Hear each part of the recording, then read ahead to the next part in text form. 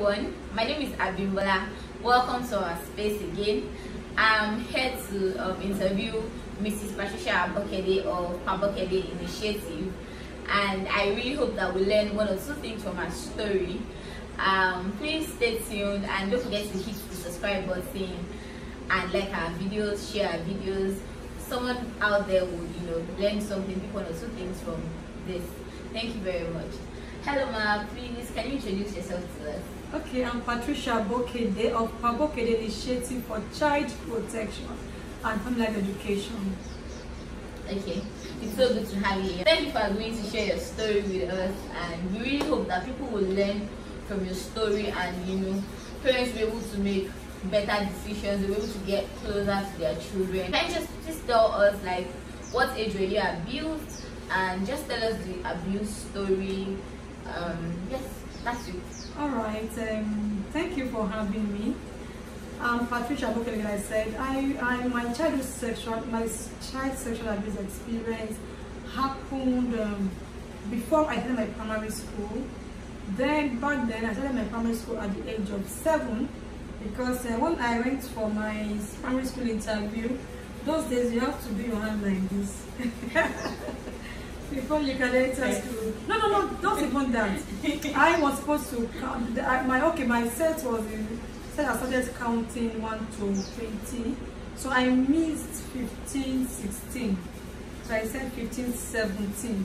That was what made me start school at the age of 7.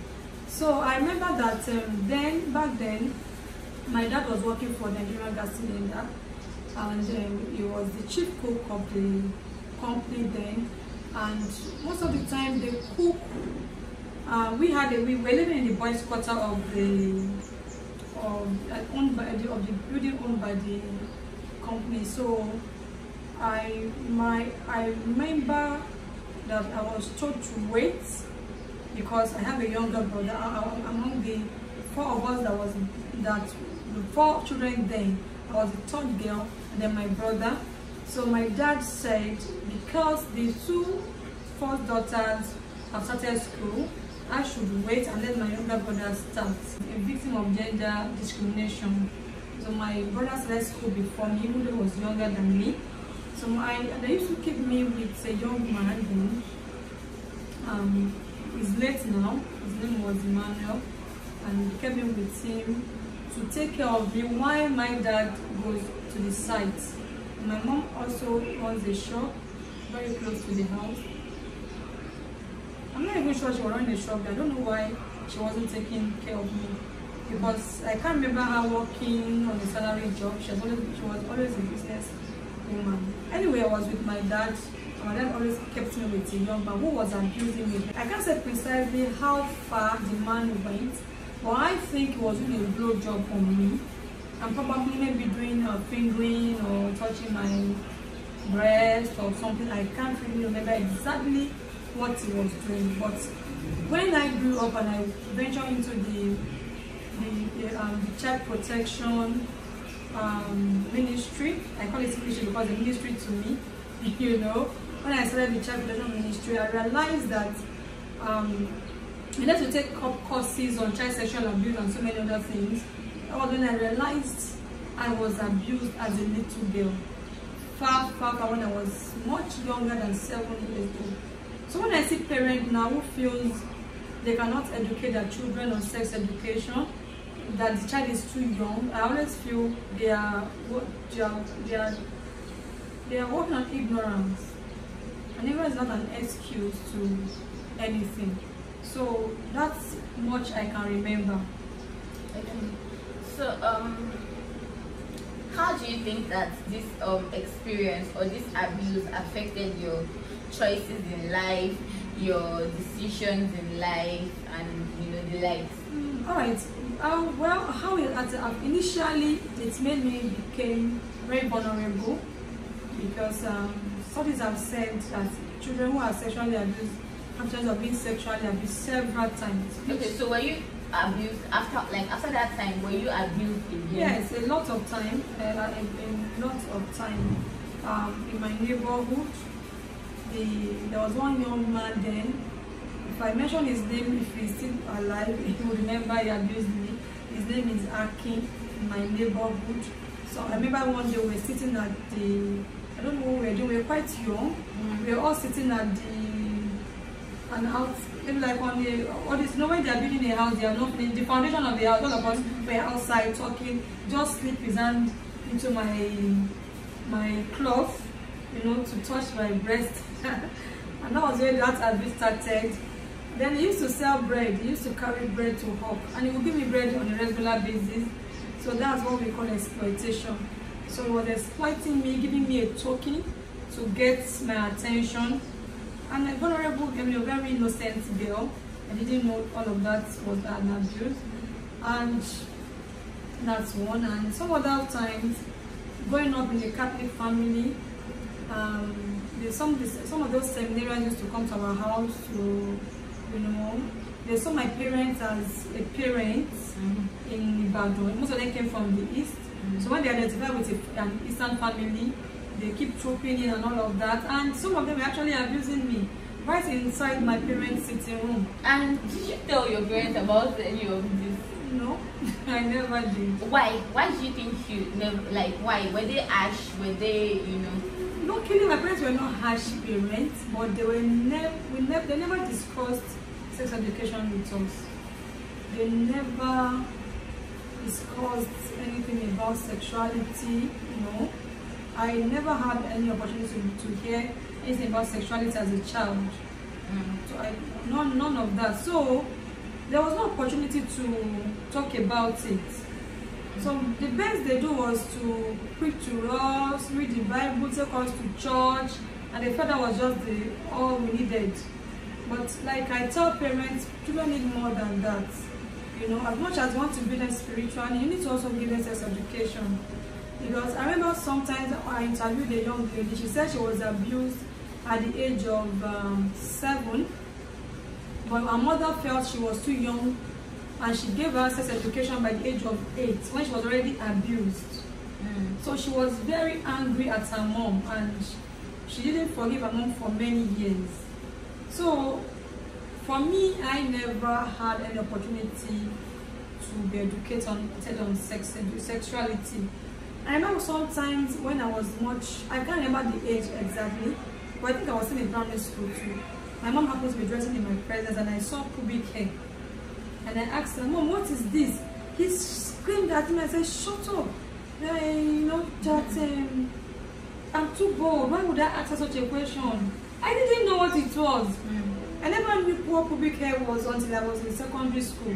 When we were taught about, you know, in biology, when you teach you sex, reproductive, okay, or maybe puberty or something, you know. So that was when I knew what I saw my mom's private parts. You know, that would have been a good opportunity to educate me. So, not educating your children about sexuality makes them more vulnerable. That's just the basic truth. Because if, even at the point of that my growing up, I had an opportunity for somebody to tell me something about it, I would have said, wow, this has been happening to me. And I would have at least told somebody. But I also, it made me understand what research said about sexual disclosure. It said that it takes up to 7 years for a child who has been sexually abused to disclose. It takes up to that long. So, most of the time, because sexual abuse happens in secrecy, it happens just between that child and the abuser. The child may not know. Some people even claim that they are showing love to the child. Some people claim to be protecting the child. Like someone that was giving me bread, it's not as if I was hungry. It's not as if, of course, I didn't come from I didn't have silver spoon in my mouth. I came from a humble background, but it wasn't as if we were hungry. No. So the bread it wasn't like it was feeling my hunger. No. It was just a bait. Like an incentive. Incentive, yes. Oh God. Yeah. So you know, there's what we call grooming in the definition of sexual abuse. So people who sexually abuse children groom them. So grooming is giving token, showing favorism, showing love. Sometimes they even groom the family with the child. And the parents will know, the family members will not know. They'll just think he's a nice guy, he's a nice woman, and all of that. there's some aunties or uncles come and become so nice, do everything for mom. You know, they're always there. Then they take a child as a favorite, take the child for outing, do all of these things, and they feel, oh, some people will even say, this is uncle's wife, oh, you know, in Yoruba they'll say your Uncle Lagbaja, you know, all of that. And these children kept being abused. I remember saying, I remember some times ago, when I was quite young too, we had a gate man, his name was Ali. He used to come and buy sweets and, you know, I can't remember what he used to buy, maybe cigarettes or I can't remember really. But maybe or egg, you know, those are also people that do megad. Maybe come and buy egg and bread or something for my mom. And in the night, he would say, Yawo, and he'd be touching me. You know, that's, you know, so when people, I actually hate that word. Somebody saying Yawo to any child. So all the times that, you know, these different things were happening, like maybe someone will touch you and all of these things, like, did you ever feel uncomfortable? Did you understand it? I'm asking this because, you know, a lot of people tend to say, oh, the children ought to talk or something, they have to say something and all of these things, or maybe the child is enjoying it. You know, a lot of nonsense goes around the internet where people just, you know, hear their own opinions about these things, not understanding, you know, the damage and all of these things. But then, I just want to understand, like, at that point, or at the different times, or at the different points where you were abused, did you feel like, oh, it was a norm and like it was normal? Maybe this uncle just like me, maybe I'm this uncle's favorite, or like, how did you feel? Or did you ever at some point feel like this should not be happening? Maybe I should tell my mom. When I was much younger, below teenagehood, I can't remember how I felt, honestly speaking.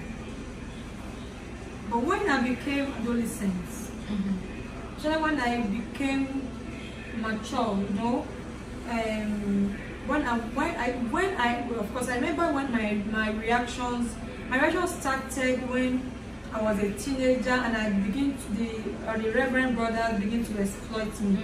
That was when my reaction started. Please, sorry, man. These Reverend brothers, I don't know the ones that don't get married. They are. That's, you see, I left. I don't know if this is I actually left that donation because of this particular reason. Because I had several of them flogging around me. I'm a very, let's say I was, because I'm a very active person. I remember those days, my kids used to call me Benny Seed. And I said Benny Seed is those tiny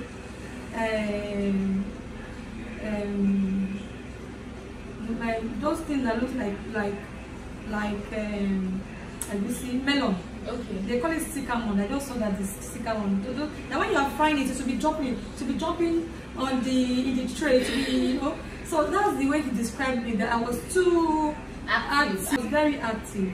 So because I was active, outspoken, I'm probably very beautiful as a little girl. You know, when you see cute girl, there's also outspoken. Sometimes they'll be very vulnerable because everybody wants to hamper them, you want to hear them talk, you want them to come and you want to engage them all the time. So that was a kind of a kind of pointer to my being vulnerable. You know, the book I'm writing, actually I've written the book, we are working on it to bring it out, Parenting on Purpose. I discuss different temperaments of children, where you begin to see your child's temperament and know how to relate with them. Even if you have 100 children, each of them have their own temperament.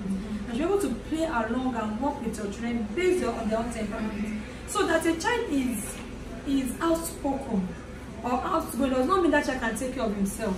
Yeah. Sometimes parents feel, oh, there's a Yoruba name they call this. Alak Pepe or something.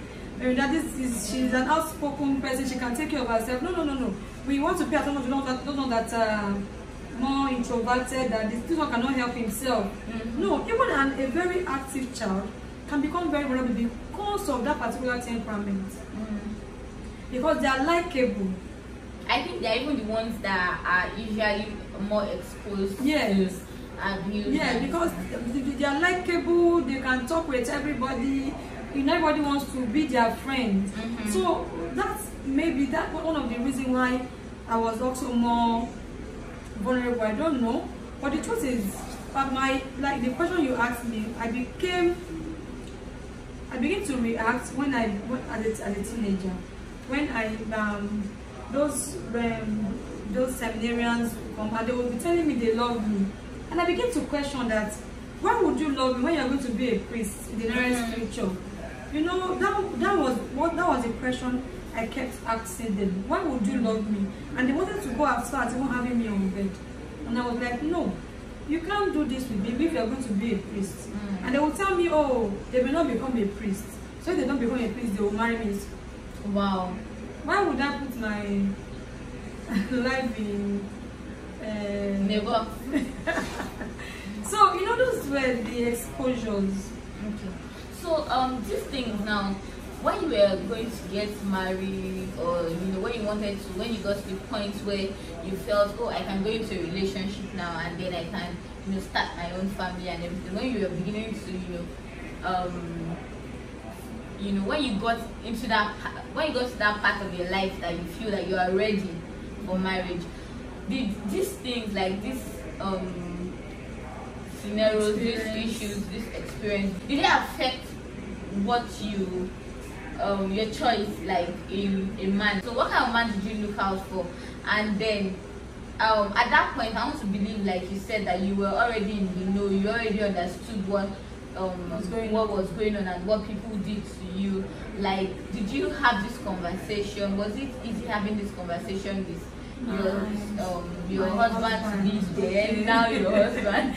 Was it easy having the conversation with him? And what did you look out for? Did it affect your relationship? Yes, your relationship. Well, it did. It affected my relationship a lot. It affected me even getting the right guy in the first place. Like I said, I was very vulnerable. I couldn't say no to sex for several better parts of my relationship life. So I didn't even think about marriage for a long time. I was having people who, I wasn't even thinking about marriage. I just wanted to, at the time I began to feel dirty. I began to feel, what is wrong with me? This is not who I am. You know, and I converted myself. I felt helpless in school of nursing when I saw that. You converted yourself? Yes, nobody preached to me before I discussed with myself. So especially in school of nursing, when I saw that it was like every boyfriend I had was almost having their way, and I began to feel, no, it's not right. It's not. I was more a matured person, and it wasn't about marriage or not about marriage. It was just about me. So I started feeling something was wrong, and I went to discuss with my Reverend Father then, who also took an advantage of me. Wow. Yes. Then, you know, if I mention his name, I'm sure some people that are watching me would know him. So it took advantage of me for coming to confess. No, in Catholic Church you do confession. So I was like, I needed somebody to talk to. There was no father figure around, no mother figure around. My parents, I didn't know how to discuss it with them. I just didn't know how to bring out that discussion with them. I discussed with my friend, my very close friend then. I can't mention her name because I don't know. You know, we were both nursing students. I didn't know how she took it. I didn't know if she even reacted. But at that time, I needed help. So she was the only closest friend I discussed my life that this and this has happening to me, and I really wanted to talk. I'm not sure she even understood it. I'm not sure. But I remember after I discussed with her, when we were now much, you know, living in school, the boyfriend I had, I was even discussing marriage. I was talking about marriage. I'm not even sure. I saw that she told him about me, because that relationship ended abruptly. The guy just sent me a message that he's not interested in my relationship again. Wow. And that was all. So a lot of things happened. So I discussed with myself, and that was when I discovered a Psalm 139, where David was saying, God, this is me. If I hide in the dark, darkness is not even dark for you. If I'm in the wherever I am, your eyes is there, you know. And I started reading that psalm to myself every day, that God, I'm helpless, just need to help me. I knew something was wrong with me. I needed help desperately, and after that I stopped going to that church. Or anytime I go to church, I don't greet the priest, I just go. And so much later, when I went to school of midwifery, when there was one of the seminarians who has been trying to have their way called me. He was in South Africa or something, and he called me and said, Patricia, I've been asking you to allow me to have my way in you, and you have not been allowed. When I went to South Africa, I had my way very well. So what you are depriving me of, I had it. And I was so angry. He said, how dare you? You know, I think he was a priest at that time. How dare you call me and say this? If you ever call me again, I'm going to report you to your superior, whoever is your superior. And if you like, whatever. You know, at that time I was actually angry at everything. I was angry at everybody, angry at myself, angry at what had been happening. And one day I went to church for mass, and I saw the way the priest was, you know, saying the mass. I felt I was angry that see the way he's even saying it carelessly. And I saw Reverend sisters in the church. I was like, who knows which of them he must have slept with overnight. I was so angry at everything. Okay. As I was looking at them, looking at the priest, I was like, God knows how many of them. You know, I just got off from the church and I left. I told myself, I'm not going to that place again. How about your parents? How did they take the fact that, you know? I left. Yes. I didn't care. Oh. I didn't care. So when I got to the hostel, I just shouted, who is going to church? He said, just left to church. I said, I'm not going there again. I'm going somewhere else. Who is going to church? I said, I'm not going to church. I want to go to church. And then I went with my other classmates who were going to a redeemed church. So I went there and they preached. They asked who wants to give their life to Christ. I just volunteered and I gave my life to Christ, and that was it. And you know, I went through, maybe they said, discipleship classes and all of that. So I discussed with the pastor then. I discussed everything with him, and he prayed with me, and I felt like a newborn. So, and that was the beginning of a new life for me. So I now made up my mind that I want to just, you know, be with God. I don't want to serve God. I just want to, you know, understand life as it is. And that was it. So talking about marriage, for me, I was abused. Not that I wanted it. I have my principles for life. I've always been a disciplinarian. I know what I wanted from life. Okay, so I started to live the life I have always wanted, you know. I started making, you know, reading books. Yes, I started reading a lot of books. Yes, I read a lot of books about personal development, about funny enough, written by many Catholic priests.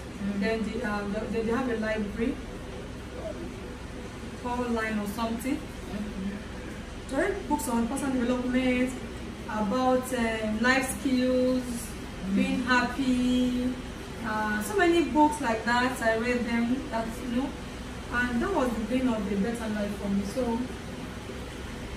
when it comes to marriage, I told myself, if I'm going to get married, no man will enter me until marriage. And any man that is coming with anything, I just, you know, and all of that. And God gave me a good man. Thank God for that. Yes. Thank God for that. I married my friend, and he said, okay, you also asked if it was easy discussing it with him. Well, of course, I'm always a blunt person when it comes to discussion. So when I was dating my husband, I asked him, was he been into sexual relationship and all of that. He didn't have much experience. I told him, I'm not a virgin. I'm not, but no sex until marriage, agreed. I discussed some of my experience with him. Yes, I discussed some. But, I don't know how far we discussed, but of course he knew, because when I ventured into the sexual abuse campaign, I have to discuss myself. I'm discussing myself now. I don't know if you will see this video. But the truth is that, of course, there's nothing I tell you now that can give you the full experience of what I experienced. Yeah, the full picture. No, nothing can. But why are we doing this? I believe it's because parents should know that sexual abuse is the worst abuse anybody can experience, and it deteriorates the humanity. It kills the ingenuity of a child. It destroys the person. It makes you less than who you are. Yeah, it makes you. It doesn't make you less than who you are. It makes you feel less than who you are. Yes, make you feel less than who you are. And at the time when I was beginning to, when I gave my life and was beginning to go to church and all that, sometimes I want to cross the road. Something was telling me, you sinner. What if a vehicle just hit you and you die? You go to hell. You know, something was judging me, and a lot of things were happening. I think I even went through depression at a moment, you know. So, but all of this, I went through it. I didn't really. So all this time, so you're saying that it was basically speaking to the pastor, the redeemed pastor that helped you, and then praying to God on your own, like getting reading the Bible, studying the Bible, and you know your knowledge of God as things went on was what really helped you. So it's not like you really spoke to a psychologist or a therapist or something. You didn't. Even the pastor, it wasn't as if he did any therapy to me. Just prayed with me, and that was. I don't discuss myself. I'm not so close to people. I don't know how to make friends thing. I'm just a by myself person. But I feel like I think that not everybody will come out of it the way you have come out of it. Even if their experience was not as much, or the abuse case was not as much as different abuses that you faced and different stages of sexual abuse that you faced, right? So I feel like some of them, some people don't even have like half the experience you have, like half of the things that happen to you, it didn't even happen to them, but then they are still not able to come out of it. And I would not even I won't downplay the part of therapy, the part of speaking to a psychologist or something to deal with it, if you cannot deal with it on your own. Like, yes, I believe that not everyone can deal with it on their own the way you have dealt with your own case. And I really admire your strength. I really admire your strength, because I know that there are a lot of people. The truth is, as much as we feel like a lot of people speak out there, I still think that there are more people that don't talk about their experiences, but they heal on their own. And the thing about sexual abuse is that there's a need to talk about it. Yes, there's a need, because if you don't say it, you keep hurting, you keep feeling somebody used me, somebody abused me. And sometimes it's happened with people very, very, very close to them. Maybe their parents, their uncle, family friends, people very, very close to them. So I just want to put this out there that if you've ever been abused by anyone, and see, there's always a need to speak about it. You just need to get someone trusted to bear your mind to, because if you don't talk about it, it never really goes away. It never. I would say it never really goes away. It never goes away actually. No, I would say that probably my feelings started from when I told that my friend. And I told you my classmates. Even though she didn't do anything. Handle it well. So that was where the therapy. Although even then, who was talking about sexual abuse?